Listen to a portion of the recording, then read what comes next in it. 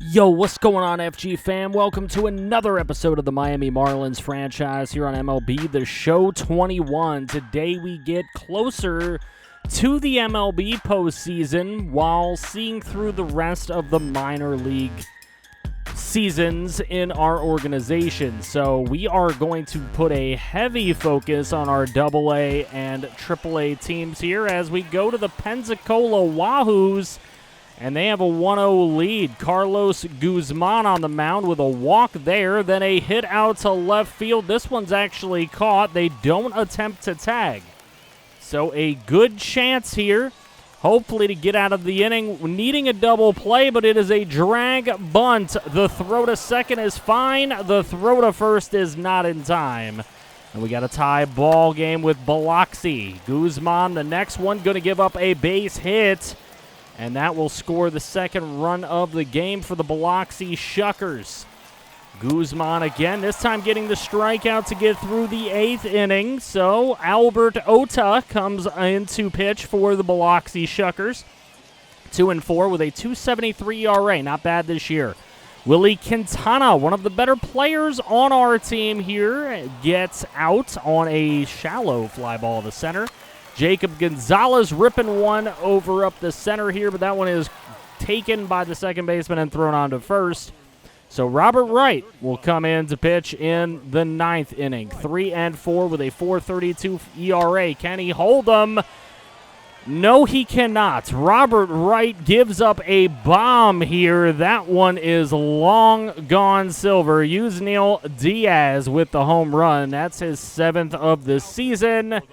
And Connie Campos would be coming in for Pensacola because we've just had enough of Robert Wright. There's a base hit anyways with 1 away and 2 on. That is going to put the bases loaded here in the top of the 9th for Pablo Abreu. But at least Connie Campos able to get that fly ball into foul territory and get us through that. So Darren Hoffman comes in to pitch for the Biloxi Shuckers. Benito Novar will ground out to second base. That's the first out of the 9th inning, and a very strong opportunity that we blow this game. Alexander Quisnell, the user prospect, will ground down the first base line. He is out.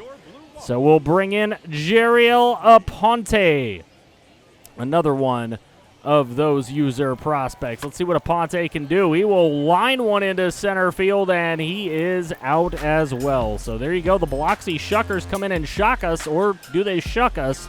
Let me know in the comments section. It is 5-1. We just got shucked.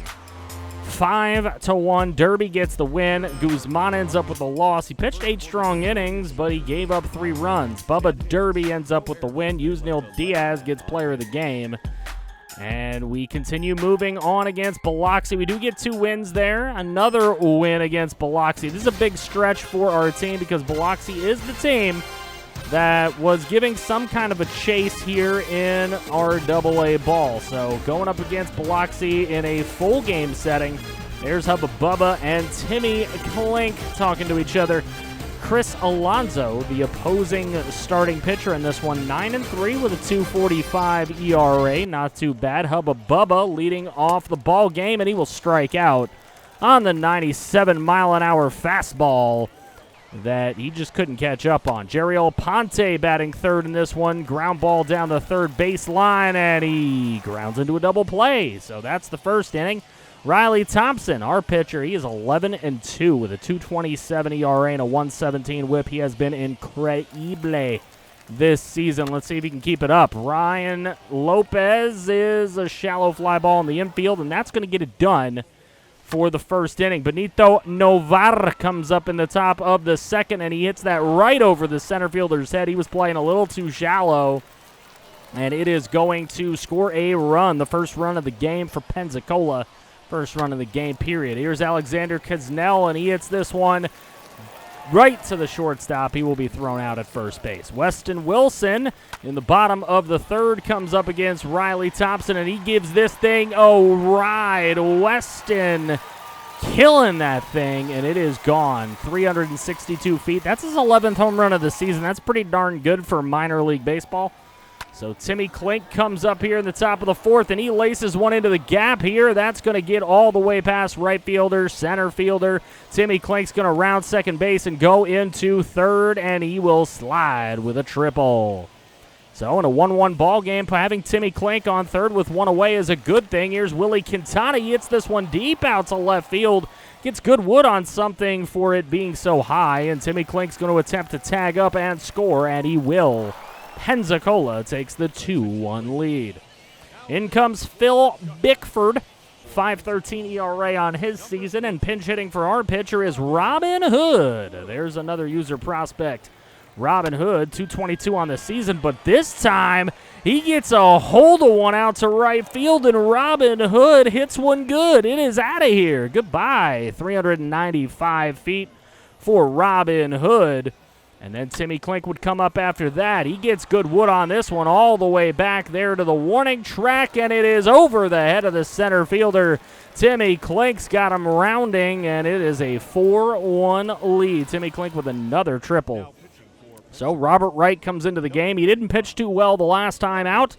We'll see if he can get a little redemption here in this one. He is pretty good against righties, not allowing hits, but this one is a dangerous one out there in right field, and it will land. Diving stop is not made. It is going to keep on going. The backup doesn't come quick enough, and it will score a Biloxi run, 4-2.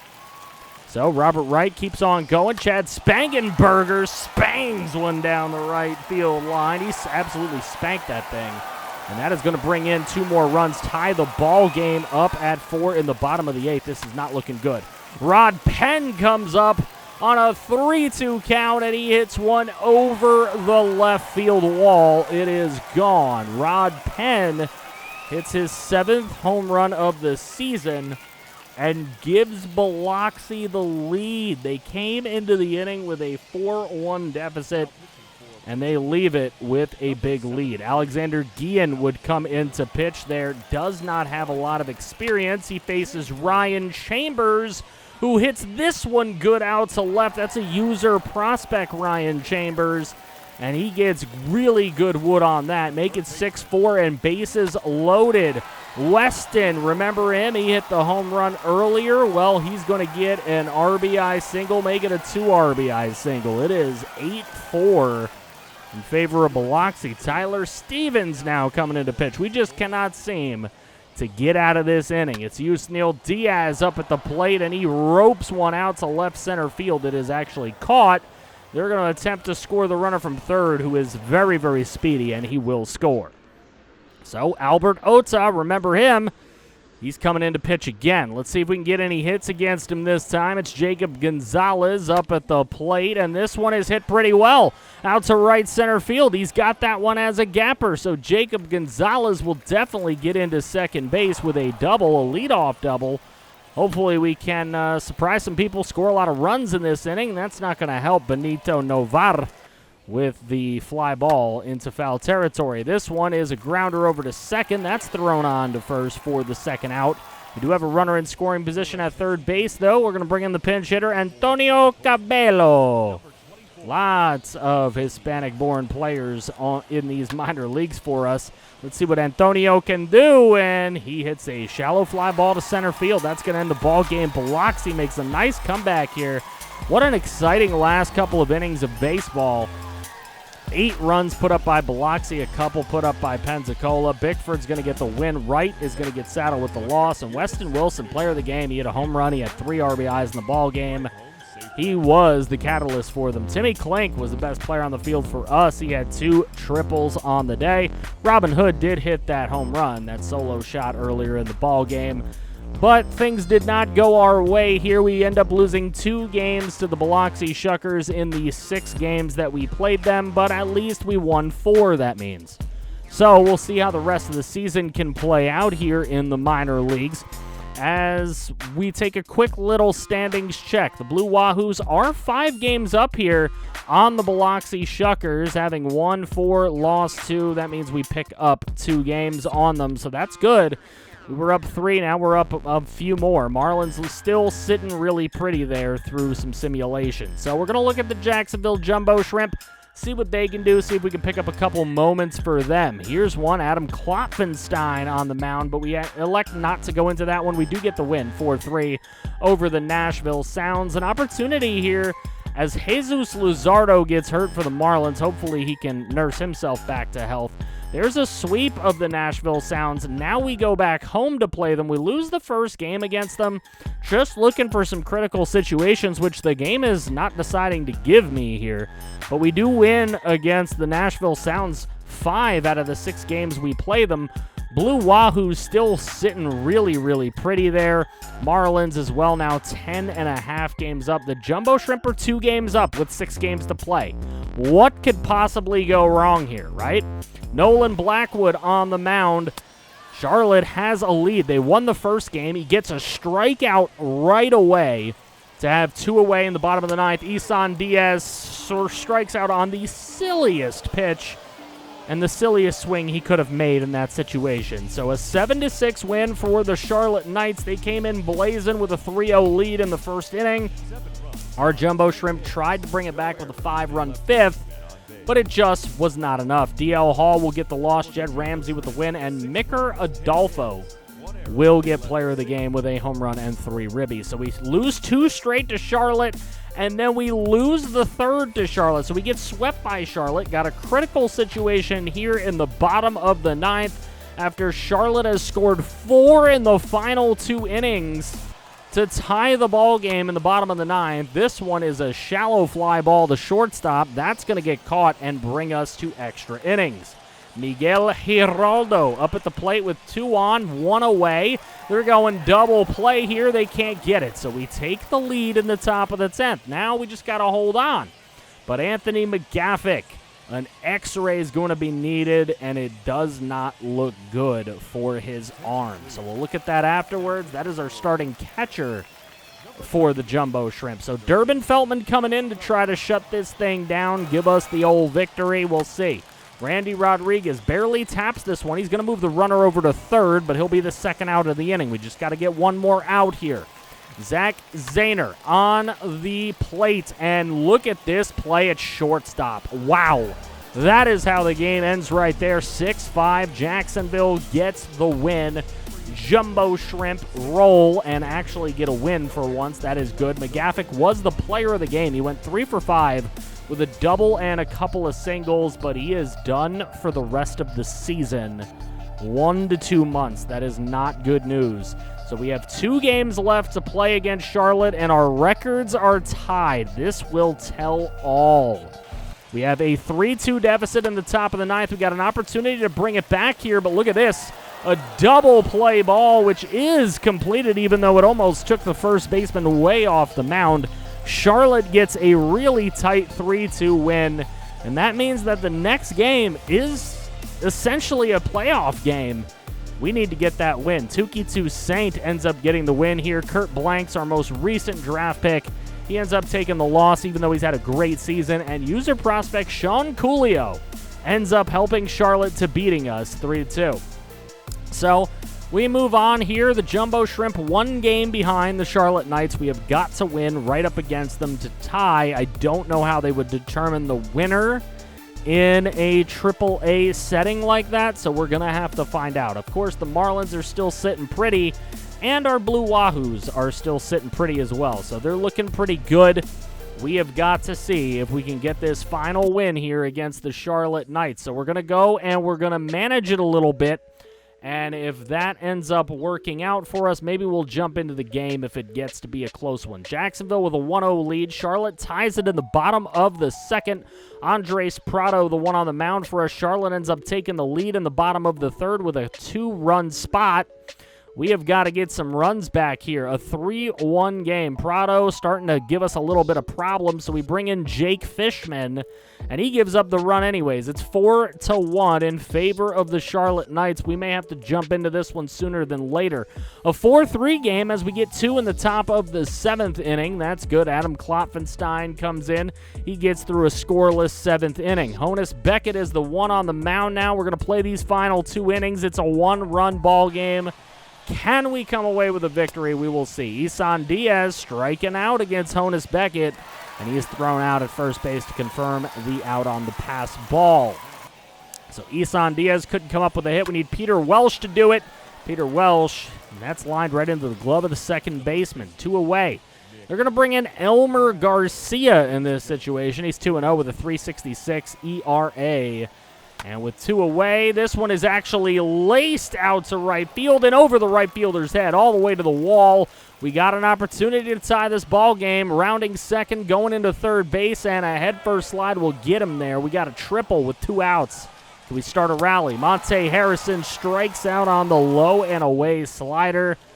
And Nolan Blackwood coming in to try to close us out again. This man has 42 saves this year. He's going to see if he can get a 43rd. Miguel Geraldo at the plate. They call him out on what is clearly a ball, but they are going to call strike 3 there. So Blackwood gets an easy first out. Roldani Baldwin laces one up the middle and gets a base hit. Now, just imagine if that pitch was called a ball and he could have somehow gotten on base and put 2 on. Here is a ground ball, and Blackwood is going to get them out of the game, and the Charlotte Knights will win our division, and they will move into the AAA playoffs. So the Jumbo Shrimp just can't get it done at the end of the season after a really good start to September. They falter at the end to the Charlotte Knights, who end up taking it right up against them. Sean Coolio went 2 for 4 with a double and an RBI and a run scored in that game. But Jimmy Lambert was the player of the game. He pitched 6 innings of really good 1 earned run ball. Andres Prado gets saddled for the loss as he deserves. So we'll continue simming on through here with our Miami Marlins. The Jumbo Shrimp finished their season at 77-65, and it is not good enough for them to get a postseason slot. But the Blue Wahoos at 36-24, they win their division. And by winning their division in the first half and the second half, they secure a first-round bye, so they won't even play for a while. But we are going to take a look at if they can win a postseason series, if they can maybe win a AA championship for our organization in the next episode, as we go ahead and look through some of these stats, who's playing well, who isn't. Ohtani batting .323 on the season with 13 home runs. He might just have to play outfield for us next year and maybe pitch every once in a while. I'm not going to lie. We might have to dump Eloy Jimenez. He has not had a good season, and he hasn't really hit all that well this year. Let me know what you think about that in the comments section below, as it is start to kind of think about, it's time to start thinking about what the team might look like next year, because we're going to get into postseason play relatively soon. I think we have one more episode before we get into postseason play. We're going to take a look and see what the end of the season looks like in next episode. We'll look at some awards, some stats, of course, sim through the rest of the year, find out who we're going to play, take a look at both the NL and AL wildcard, and of course, we'll find out if our Pensacola Blue Wahoos do end up maybe taking home a AA championship. So we'll see what ends up happening in that next episode, but these are the numbers for now. Who should we look at maybe bringing back? I know there's a lot of guys that we're just not going to be able to afford them all. That's just how it is in this game. There is something called a budget. We're just not going to be able to bring everyone back. We've already clinched a postseason spot. Not the division, but a postseason spot already clinched. Brewers winning the Central. Dodgers already clinched the West Division, so they already have that title. No problems there. The wild card, Braves, Phillies. So we might get an NL East, all NL East wild card game. We'll see how that goes. The Rays lead the Yankees by 2 games. Indians lead the Twins by 5, and the A's lead the Astros by 9. It is the Astros who lead the wild card race, though, so the A's are really that number 1 spot right now in the AL playoff race. How do you think that's going to play out? Do you have any World Series predictions early on? Let me know in the comments section below. Make sure you guys keep dropping likes on all the videos. It really does help the videos out. I really appreciate everything you guys do. Turn that sub button from red to gray. Check out the links in the description to the Twitch and the Discord to hang out with the community more. And if you want to see some more franchise, click right here to see some more. I feel you somehow.